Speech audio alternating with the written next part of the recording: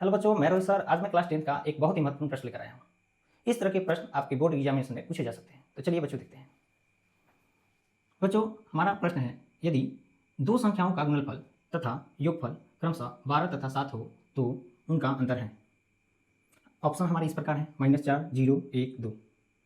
बच्चों, जब भी प्रश्न में क्रमशः लिखा हो तो इसका मतलब लगातार होता है, अर्थात पहले हमें गुणनफल दिया है तो गुणनफल 12 हो जाएगा, अब बाद में योगफल बोला है तो योगफल 7 हो जाएगा।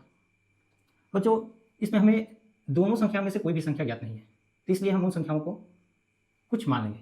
जैसे माना कि पहली संख्या बराबर a तथा दूसरी संख्या बराबर b। अब हमें दिया है गुणनफल 12 है, तो इनका हम गुणनफल लिख देंगे, a इंटू बी बराबर 12 हो जाएगा। उसके बाद दिया है हमें योगफल 7, तो हम इनका योग लिख देंगे, a प्लस बी 7 हो जाएगा। अब हम इसको सॉल्व करने के लिए एक सूत्र का इस्तेमाल करेंगे, वो अलजेब्रा का सूत्र होगा। जैसे a माइनस बी का होल स्क्वायर बराबर होता है a प्लस बी का whole square minus 4ab। a minus B जैसे का तैसे लिख देंगे whole square. a plus B का मान दिया है, कितना दिया है 7, यहाँ हम 7 का स्क्वायर लिख देंगे।